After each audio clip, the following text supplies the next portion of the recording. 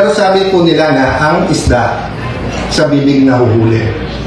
Kaya kita nyo po na, nakita nyo po, yung pala plano all this time, arestuhin, takutin, intimidate ang nasa majority. Either lumipat or ikukulong. Democracy. Well, good governance kasi is about doing the right thing. And because men and women have their weaknesses, na-develop po yung presidential form of government at yung tinatawag na check and balance. Ibig sabihin, interdependent ang executive, ang judiciary, ang legislature, in our case, dalawang houses po to, House of Representatives and the Senate. But napaka-importante na independent ang legislative, ang judiciary from the executive. Kasi kung hindi, dictatorship yon. At pag may dictatorship ka, tama't mali, iuutos na lang ng iuutos to, wala ng check and balances. So, paulit-ulit sinasabing magulo ang Senate. Hindi po. In this administration from 2022, it's the first time po na nagkaroon ng majority at Senate President. Hindi lang po Senate President, yung majority na wala pong kamay ang Malacanang sa pagpili ng SP at ng mga komite.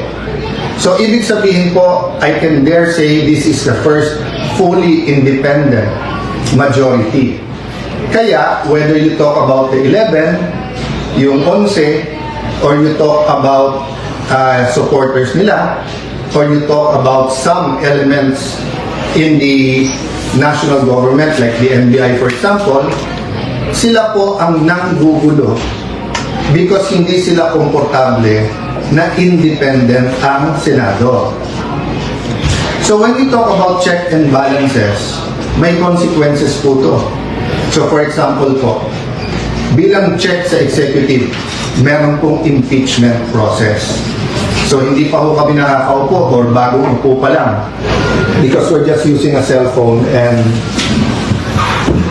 taking this opportunity to speak to all of you directly, no? So, nandun ako sa impeachment, di ba? Ang dami po, may mga bishops, may mga business groups, may mga schools. Naglabas po lahat ng mga statement na kailangan independent, kailangan impartial yung impeachment. Sabi, etong bagong majority will do many things, will manipulate, will have machinations, whatever, para itigil yung impeachment. Pero nakita niyo po, napakaayos, walang naging problema. So, yun po ang sasabihin ko sa inyo. Impartial, ibig sabihin po, base sa ebidensya, tamang proseso. Ang problema po kasi sa ibang statement, na sa utak nila ay ang impartial convict na. O, ganun din sa kabila, yung sinasabing impartial ay acquit na. Wala pa nga home trial eh. So, hintayin natin ang trial at bantayan natin araw-araw. Pero nasaan po ang sense of truth? Doon po sa mga nag-issue ng statement na ngayon nakikita nilang tama ang pamamalakad at maganda at hindi issue po. Maganda po ang takbo tungo doon sa impeachment. Maganda ang schedule. Wala hong nag-statement na mali pala yung una nilang statement. Okay lang po yun. That's your right. Ang sinasabi ko lang po kung anong itatanim nyo, lalo po yung mga namumuno ng mga eskwelahan, binabantayan kayo, gagayahin kayo ng mga bata. So dapat, pag tayo gumawa ng statement with integrity, with truth. Ganon din po, yung events na nangyari po noong Tuesday. Let me clarify hindi pa namin pinagbobotohan yung amendment sa rule na papayag po sa teleconferencing or online na pagboboto. Wala pa ho kami doon. Ang pinagbobotohan pa lang ho, whether or not pag-uusapan ito. So, again, to the heart of democracy, is there anything wrong with talking about changing the rules? We're not proposing murder. We're not proposing abortion na mga per se mali na dapat hindi pag-usapan kasi ayon sa konstitusyon natin mali. Ang pinag-uusapan po natin kung sa mga panahon na ngayon given the threat sa Senate, given the different attacks on the Senate, given the different attacks on individual members of the Senate, yung experience po namin nung minority pa kami kung paano pigilan na magbuo ng majority. Yung mga threats na natanggap namin. I'll go to that later. And in the next few days, option po ng ibang mga senador yun maglabas ng ebidensya sa mga pananakot na ginawa para hindi namin mabuo yung independent na Senado. What's my point po? Yung paulit-ulit po na sinabi ni Senator Kiko Pangilinan, paulit-ulit po na sinabi ni Senator Risa Tiberos, paulit-ulit po na sinabi ni Senator Lacson, at lalong-lalo na po na sinabi ni Senator Erwin Tulfo. Hindi lang po sa sessionola, sa media, at hindi lang Tuesday, even the days after, they kept on saying, bakit walang debate? Bakit hindi nila pwedeng pag-usapan yung side nila? Wala pa nga po tayo dun. Kung nakinig lang sila, kung sila po ay tinigil nila yung drama, even after the session, and instead tried to listen to each other, the motion was to take up the amendment. Ibig sabihin, is was sponsor pa to, and then ang bawat isa ay pwede magtanong, pwede pa nga mag-amend kung tingin nilang mali. So I won't dwell on that, but just to say that the starting point has to be the truth. And ang problema, if you're on their side, dun sa 11, na 11 po kayo, kasi po sinasabi nila, wala silang chance na magtanong, magpaliwanag. Wala pa nga ho dun meron chance. So sabi nila, tyranny of the majority. Hindi po. Tyranny Tulfo to. Tyranny Lacson. Tyranny Pangilinan. Tyranny Ontiveros. Kasi palakasan ng boses, imbis na we listen to one another. Senator Lacson, I respect, he stood up and says he disagrees with the rule. So yung debate is whether or not we can take up the amendment. Hindi pa natin pinag-uusapan yung amendment. Alam niyo po, parang paso yan Pag nilagay mo yung seed sa isang paso, pwede mong kunin at ilipat. So, bantayan niyo po yung Senado, may tinatawag kaming change of referral. Halimbawa po, nalagay sa Committee on Public Order, tumayo yung chairman ng Committee on Justice the next day, sabi, mali ang referral doon. Kunin mo muna at ilipat dito. So, ganun po nangyari. Yung proposal ni Senator Marcoleta nandun po sa Committee on Rules at ang motion po ng acting majority leader is kunin at pag-usapan sa floor. Hindi pa po pinag-uusapan yung merits or kung may masama o mabuti sa puntong yun. Pero sabi po nila na ang isda sa bibig na huhuli. Kaya kita nyo po na, nakita nyo po, yung pala plano all this time, arrestuhin, takutin, intimidate ang nasa majority. Either lumipat or ikukulong. So as I said, at the proper time, evidence will come out. I won't go to the merits, demerits. Wala kaming problema na kasuhan. Wala kaming problema na sa korte patunayan kung sila ay guilty o hindi. Ang problema po namin, yung gagamitin yung threat na pag lumipat ka dito, wala ka ng kaso. Pag diyan ka, tutuluyan ka namin. Wala pa nga yung impeachment, ganyan na ang usapan. Ano pa kaya? So again I've communicated this behind closed doors. I've communicated this in rooms like this with the majority, minority. I've communicated it through the social media. I've communicated this with the traditional media. Hindi kami nandito para makipag-confrontation. Hindi kami dito para magbangayan araw-araw. Inayos namin yung impeachment. Kasabay ng impeachment po, inayos namin na may legislative calendar pa rin. Meron pa rin hong pag-aayos. Bakit po? I'll talk about that maybe over the weekend. Yung pong, hindi ang numbers kasi natin, parati tayong nako-confine sa 13-11, sa 12-11, diba, sa 6-7, kung ano-ano ng numbers Ang importanteng numbers, inflation. Ang importanteng numbers, GNP, GDP. Ang importanteng numbers, productivity ng ating mga magsasaka. Ang importanteng numbers, yung dropout sa eskwelahan. yung pagtaas ng kaso ng AIDS, pagtaas ng teenage pregnancy, ang dami natin kailangan pag-usapan na priorities. So, tatlo ibabalanse po natin. Yung economic crisis, where we have to talk about the quality of life. And when we talk about the quality of life, we have to talk about security. We also have to talk about drugs. When we talk about quality of life, we have to talk about education, health, jobs, kung sapat yung kita sa taas ng mga presyo at kung may trabaho pa rin ang tao. Yung second, yung impeachment, which will start in early July. But third, is the corruption issues katulad ng flood control. So we finished a caucus over lunch and we agreed, subject to some minor discussion pa among our chairpersons and the paperwork, that a subcommittee will be formed sa flood control and Senator Marcoleta will issue the notices on Monday para ituloy na sa Thursday yung flood control scam hearings. It will be impartial and we want the whole truth and not only some truth or some true, some not true to come out. Kung makikita nyo, may conflict na kagad. Sabi ng ombudsman, meron mastermind. Sabi ni Senator Lacson, walang mastermind. Sabi ni Senator Lacson, ito yung mga dapat hindi imbitahin. Sabi naman ni Senator Marcoleta, ito dapat imbitahin. So I'm inviting the whole public, bantayan nyo Senado, in the same manner that we are on trial when we have the impeachment. We also have to hold everyone accountable pagdating dito sa flood control. Which goes to my second point. The Committee on Public Order, doon po na-assign yung May 11 events that for us led to the May 13. And ngayon, kung sino-sino nag-iimbestiga, sabay-sabay po ngayon nag-iimbestiga, nagsistatement sa Senate, DOJ,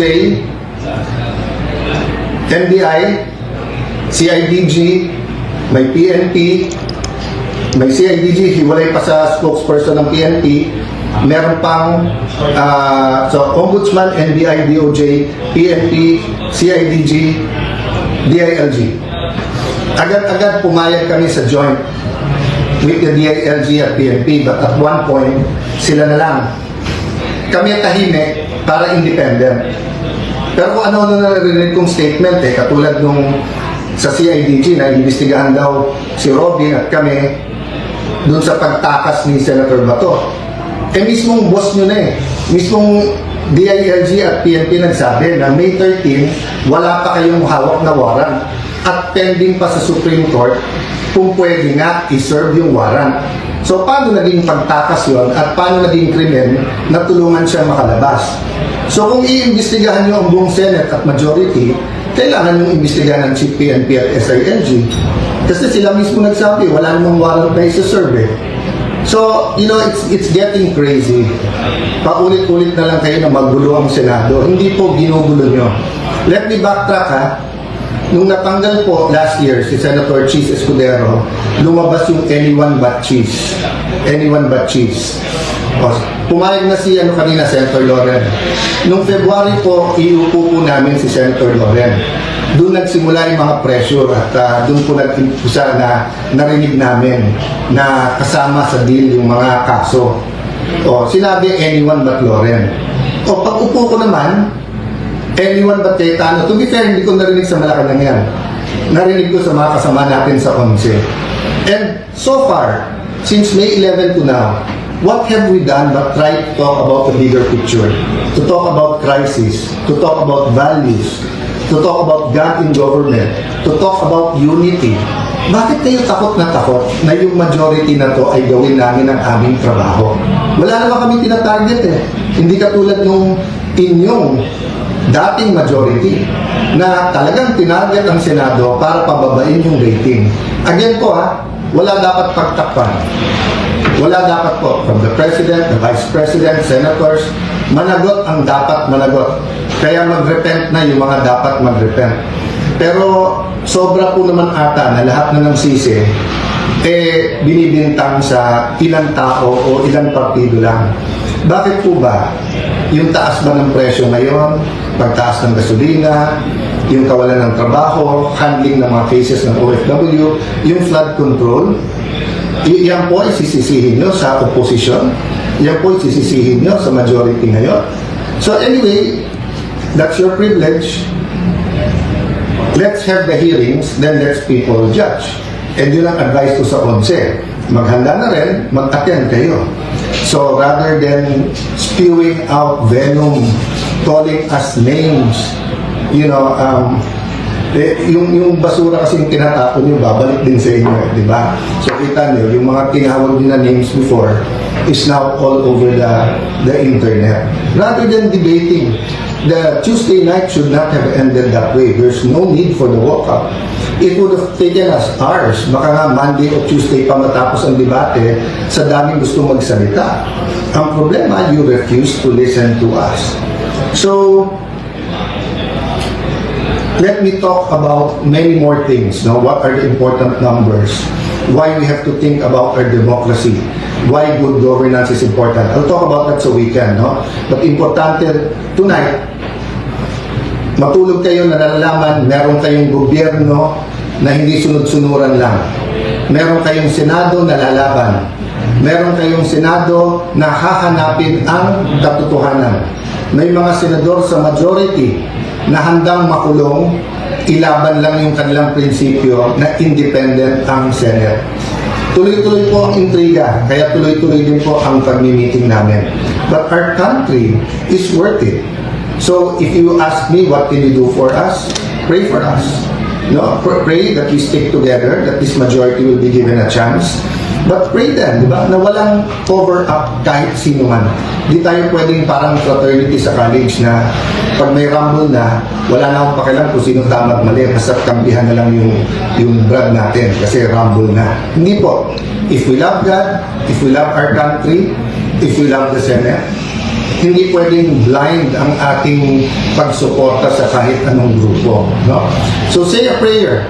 And habang may oras pa, yung gumagamit ng reins of power, no, for their own purposes. This kind of miscalculation, sabihin nyo, may makukulong, may makakasuhan, we can make your life a living hell. Again and again in history, tignan nyo how it ends, di ba? So dapat po, we work towards having the righteous rule. So does that mean palitan ng palitan? Hindi po. Pray for those who nakaupo. Kahit naman po yung apostles, di ba? Si Apostle Paul was killing Christians. Nagalit ni Lord. So ang dami-dami kong example kung saan ang tao na hindi righteous ay pwedeng maging righteous by simply repenting, asking God for revival, restoration, asking God na malinaw kung ano tama at mali. Let me end on a positive note. We're willing to work with the 11. Sila lang naman nagsasabi na this will not work unless tanggalin nyo si Cayetano. Kung ako lang problema, no problem. Ang problema, pangatlo na ako eh. Anyone but Escudero, anyone but Legarda, ngayon anyone but Cayetano. So sinong susunod? Basta hindi sunod-sunuran sa inyo at sa agenda nyo. Dinideny nila may agenda na palitan ng konstitusyon. But the reality is, in 2023, di ba, muntik na matuloy, it was 23 and 22, 24, di ba, itutuloy na talaga yung PI eh.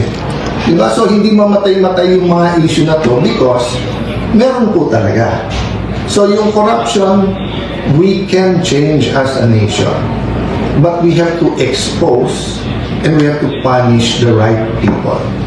Good afternoon. Have a good weekend, and whether tomorrow or Sunday, I'll talk about more details.